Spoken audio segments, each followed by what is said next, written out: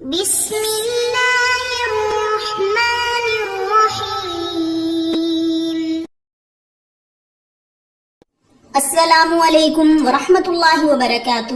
امید ہے کہ آپ سب ایمان، صحت، عافیت اور برکت کے ساتھ ہوں گے۔ آج ہم سبق نمبر 37 کو پڑھیں گے، جس کا عنوان ہے ایجاز، اتناب اور مساوات کے بیان میں۔ تو سب سے پہلے عبارت اور ترجمہ، اس کے بعد انشاءاللہ تفصیل پڑھیں گے۔ الباب الثامن فی الایجاز والاتناب والمساوۃ كل ما يجول في صدري من المعاني يمكن أن يعبر عنه بثلاث طرق: المساوة، وهي تادية المعنى المراد بعبارة مساوية له بأن تكون على الحد الذي جرى به عرف أوساط الناس، وهم الذين لم يرتقوا إلى درجة البلاغة ولم ينحطوا إلى درجة الفصاحة. نحو: وإذا رأيت الذين يخوضون في آياتنا فأعرض عنهم. والإيجاز وهو تادية المعنى بعبارة ناقصة عنه مع وفائها بالغرض. نحو: كفى نبكي من ذكرى حبيب ومنزلي فإذا لم تفي بالغرض سمي إخلالا، كقوله: والعيش خير في ظلال النوك ممن عاش كدا.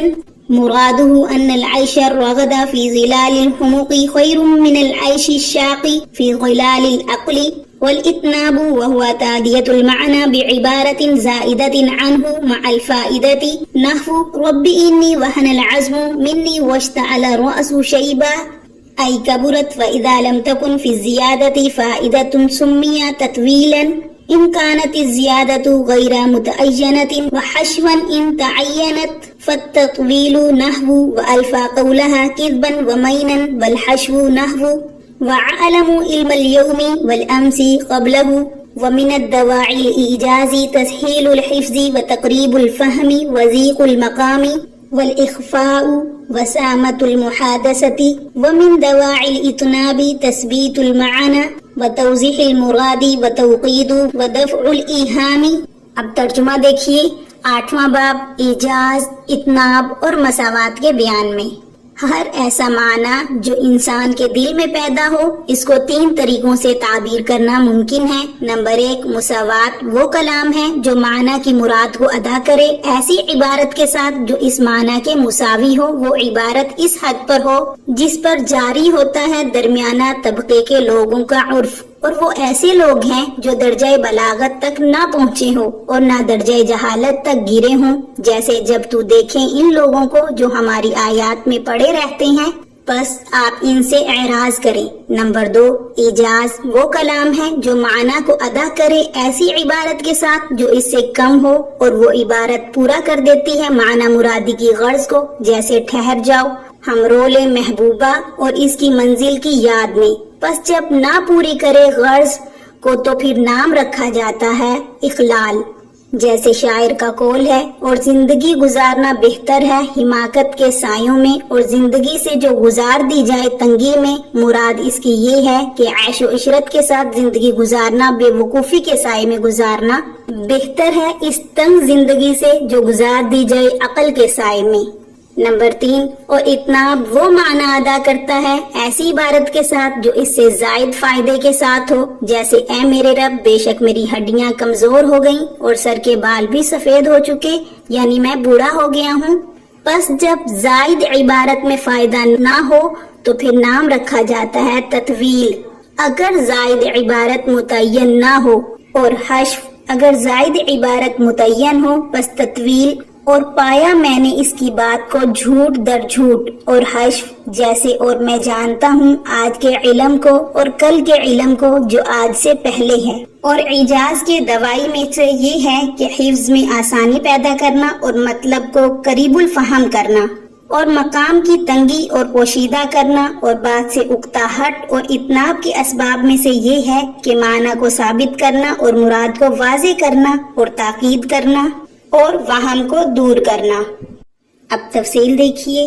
اس 8ویں باب میں مصنفین ایجاز، اتناب اور مساوات کا بیان فرما رہے ہیں کہ گفتگو اور کلام کے 3 طریقے ہوتے ہیں، اور بلیغ شخص اپنی معافی ضمیر کو ادا کرنے کے لیے انہی 3 طریقوں میں سے کوئی طریقہ اختیار کرتا ہے۔ تو پہلا طریقہ مساوات ہے، دوسرا ایجاز اور تیسرا اتناب، یعنی کبھی تو بہت مختصر کلام کرتا ہے اور کبھی طویل اور کبھی درمیانی جو نہ مختصر ہو اور نہ طویل۔ آگے فرمایا المساوۃ وہی تعدیۃ المعنی، تو یہاں سے یہ بتا رہی ہیں کہ مساوات یہ ہے کہ الفاظ معنی مقصود کے برابر ہوں، یعنی اتنے ہی الفاظ ہوں جتنے معنی ہوں اور اتنے ہی معنی ہوں جتنے کے الفاظ ہوں، یعنی نہ تو الفاظ معنی سے زیادہ ہوں اور نہ معنی الفاظ سے زیادہ ہوں، جیسے کہ وَإِذَا رَأَيْتَ الَّذِينَ يَخُوضُونَ فِي آيَاتِنَا، اور جب آپ لوگوں کو دیکھیں جو ہماری آیات میں عیب جوئی کر رہی ہیں تو ان لوگوں سے کنارہ کش ہو جائیے۔ تو اس آیت مبارکہ میں مساوات ہے اس طریقے سے کہ الفاظ صرف اتنے ہیں جتنے معنی، تو اگر اس میں کوئی لفظ بڑھا دیا جائے تو وہ لفظ زیادہ ہو جائے گا، اور اگر کم کر دیا جائے تو معنی میں خلل پیدا ہو جائے گا۔ آگے والایجاز وہی تعدیۃ المعنی، یہاں سے دوسرے طریقے یعنی ایجاز کی وضاحت کر رہے ہیں کہ ایجاز یہ ہے کہ الفاظ معنی مقصود سے کم ہوں لیکن مقصود مکمل طریقے سے واضح ہو جائے، یعنی وہی مختصر عبارت معنی مقصود کو ادا کرنے کے لیے کافی ہو، جیسے کہ کفا نبکی من ذکر حبیب و منزلی، اے دونوں ساتھیوں ٹھہر جاؤ، ہم محبوب اور منزل محبوب کی یاد میں رو لیں۔ تو اس مثال میں الفاظ تو معنی مقصود سے کم ہیں، اس طریقے سے کہ یہاں پر رفیق، دوست وغیرہ جیسے الفاظ شروع میں نہیں ذکر کیے گئے ہیں، جبکہ شاعر نے اپنے دو ساتھیوں کو مخاطب کر کے یہ کہا ہے، لیکن یہاں پر کفا تثنیہ کا صیغہ ذکر کر دیا تاکہ دونوں پر دلالت ہو جائے۔ ایسے ہی ومنزلی کے بعد منزل حبیب تھا، مگر وہاں بھی حبیب کو ذکر نہیں کیا، اس لیے کہ پہلا حبیب اس پر دلالت کر رہا ہے۔ تو خلاصہ یہ ہے کہ الفاظ کے اختصار کے باوجود معنی مقصود مکمل طریقے سے ادا ہو رہے ہیں، اور اگر عبارت معنی مقصود سے کم ہو اور معنی مقصود اس سے واضح نہ ہو بلکہ اس کو سمجھنے کے لیے تکلیف اور غور و فکر کی ضرورت ہو تو پھر اس کا نام اخلال ہے، جیسے کہ وَالْعَيْشُ خَيْرٌ فِي ظِلَالِ النَّوْكِ مِمَّنْ عَاشَ كَذَا۔ تو اس شعر میں شاعر کی مراد یہ بیان کرنا ہے کہ جہالت کی وہ زندگی جس میں خوشحالی ہو اس زندگی سے بہتر ہے جس میں علم کے ساتھ تنگ دستی ہو، یعنی خوشحال جاہل کی زندگی تنگ دست عالم کی زندگی سے بہتر ہے۔ مگر یہ مطلب شعر کے الفاظ سے مکمل طریقے سے نہیں سمجھا جا رہا، اس لیے کہ یہی معنی نثر میں ان الفاظ میں ادا کیے گئے ہیں۔ ان العیش الرغد فی ظلال الہموک خیر من العیش الشاق فی ظلال العقل، تو اس شعر میں عائشہ کی صفت رغدہ ہے اور ممن عاش کدا کی قید فی ظلال العقل موجود نہیں ہے، اور نہ ہی ان الفاظ محذوفہ پر دلالت کرنے کے لیے کوئی قرینہ ہے، اسی وجہ سے مقصود واضح نہیں ہے۔ آگے والاطناب وہی تعدیۃ المعنی، تو یہاں سے مصنفین نے گفتگو کے تیسرے طریقے اطناب کی تعریف کی ہے۔ مثال سے اس طرح وضاحت فرمائی کہ اس کے بعد ایجاز اطناب کے اسباب کو بیان کیا ہے۔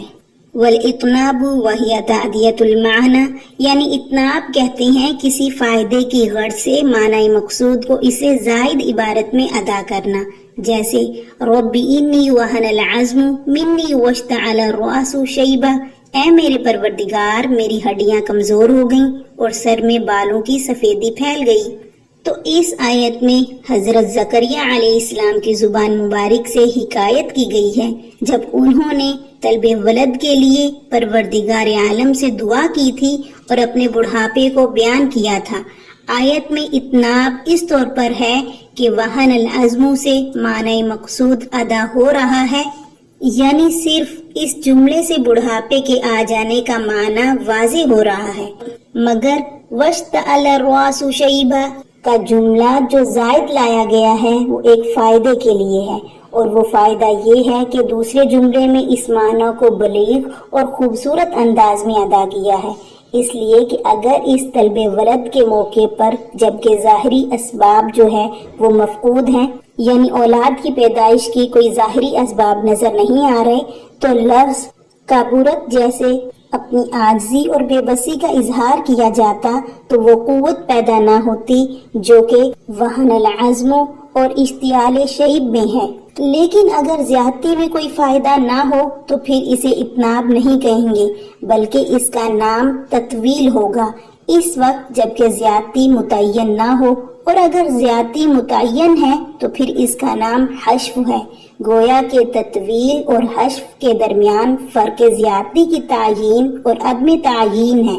جیسے کہ تطویل کی مثال کو سمجھیے، وَأَلْفَا قَوْلَهَا كِذْبًا وَمَيْنًا، تو اس مثال میں محل استشہاد لفظ کذبن و مینن ہے، جن میں ایک زائد ہے اور بغیر کسی فائدے کے ہے، اس لیے کہ جو معنی مین سے ادا ہو رہا ہے بالکل یہی معنی کذب سے بھی ادا ہو رہا ہے، اور یہ زیادتی بھی غیر متعین ہے کیونکہ ہم تعیین کے ساتھ نہیں کہہ سکتے کہ دونوں میں سے کون زائد ہے۔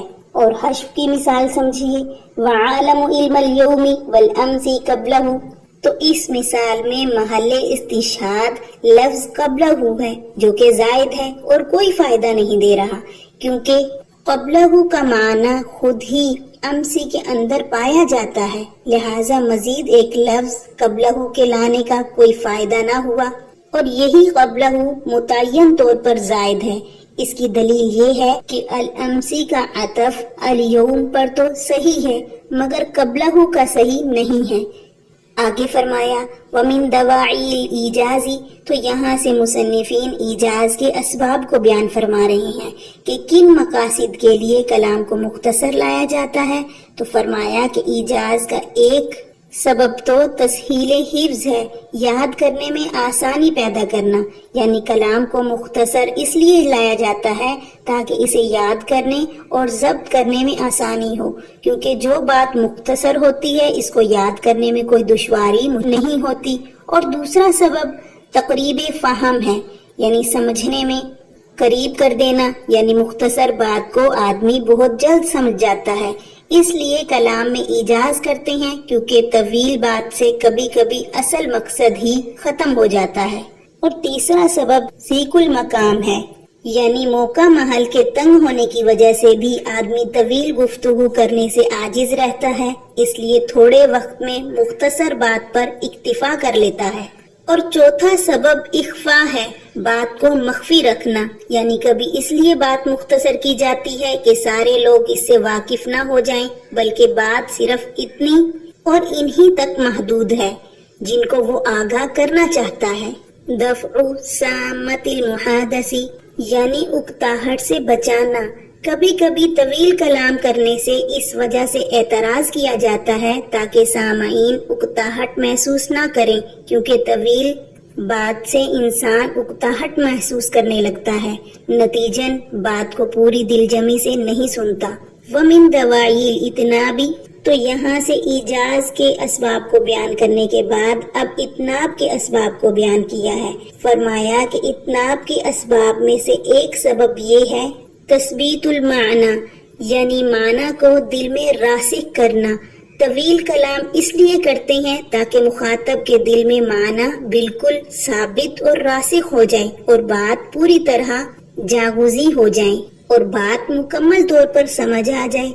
دوسرا مقصد یہ ہے توضیح المرادی، یعنی مقصد کو واضح کرنا۔ کلام کو اس لیے طویل کرنا تاکہ مقصد پوری طرح واضح ہو جائے، اس لیے کہ مختصر کلام کرنے سے بعض اوقات مقصد واضح نہیں ہو پاتا اور بات پیچیدہ رہتی ہے۔ اور تیسرا مقصد تاکید ہے، یعنی بات کو مؤکد اور مستحکم کرنے کے لیے کلام طویل کیا جاتا ہے۔ اور چوتھا مقصد ہے دفع الابہامی، یعنی کبھی کبھی کلام میں کسی طرح کا ابہام رہ جاتا ہے تو اس ابہام کو دور کرنے کے لیے طویل کلام کرتے ہیں۔ سبق سے متعلق کچھ سوالات ہیں، وہ نوٹ فرما لیجئے۔ سوال نمبر 1، ما فی الضمیر کو ادا کرنے کے لیے کتنے طریقے ہیں اور کون کون سے ہیں؟ سوال نمبر 2، ایجاز کی تعریف کریں۔ سوال نمبر 3، ایجاز کے دوائی ذکر کریں۔ سوال نمبر 4، تطویل اور حشف کے درمیان فرق کو واضح کریں مثالوں کے ساتھ۔ سوال نمبر 5، اخلال اور مساوات کسے کہتے ہیں؟ وضاحت کیجیے۔ جزاکم اللہ خیرا۔